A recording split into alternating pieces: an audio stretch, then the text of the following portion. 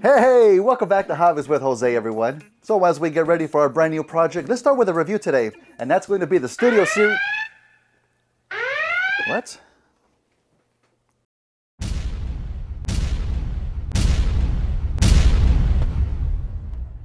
Oh my God! Okay, so first of all, thank you so much from the bottom of my heart. Really, thank you. I know I've said it before and I'll say it again, I would not keep doing this without you all. And second of all, I guess we gotta celebrate, right? Stay tuned. Okay, focus. Let's talk about this guy, shall we?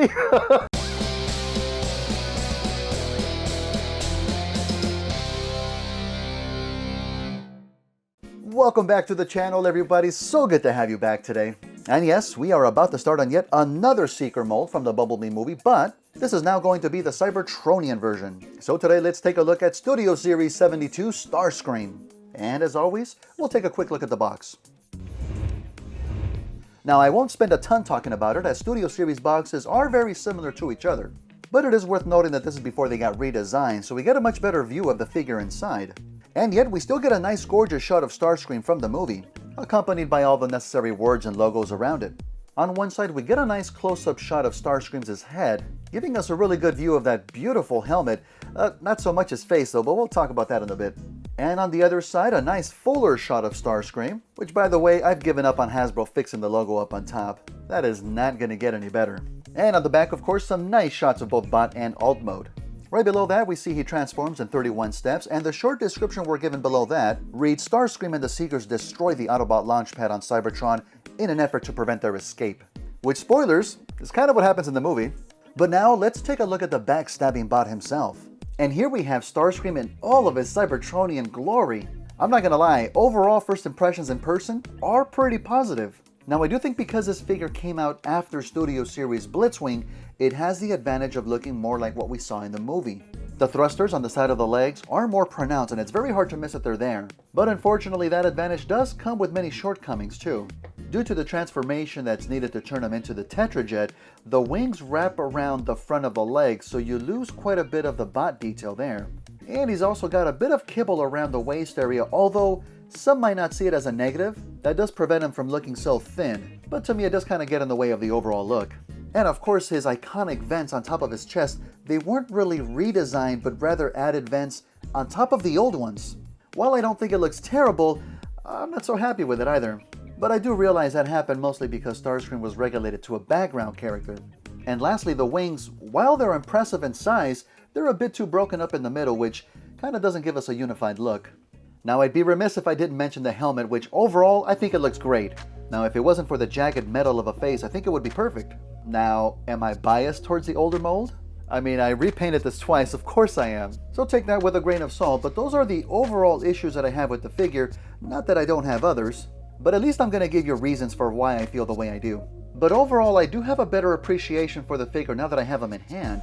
There are obviously some things it does better, like the intakes it has behind its head.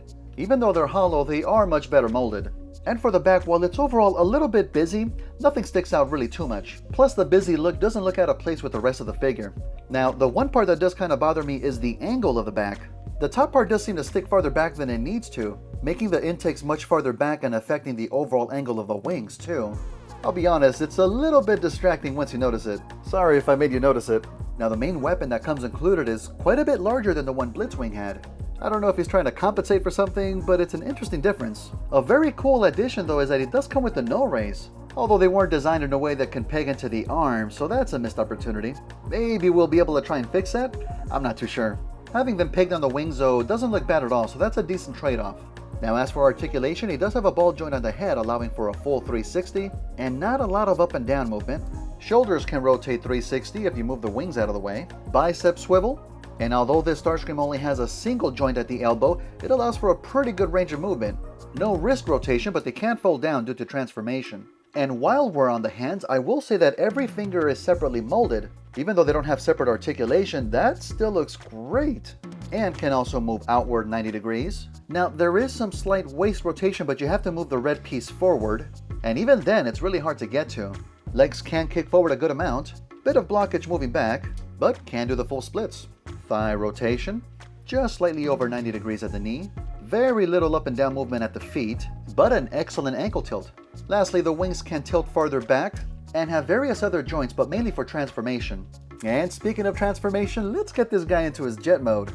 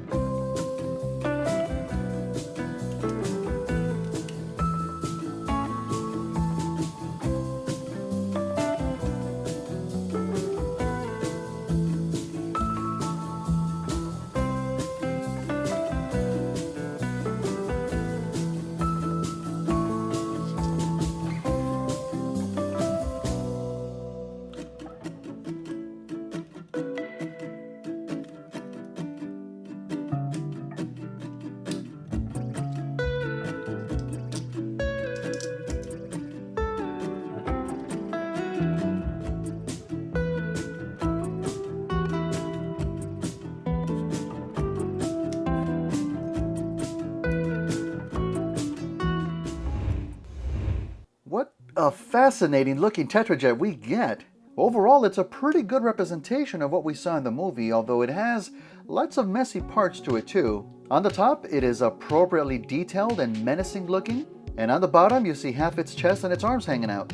And it is really hanging off the bottom too. They kinda get away with it only because the wings hang so low. At least that kibble does serve as its own display stand though.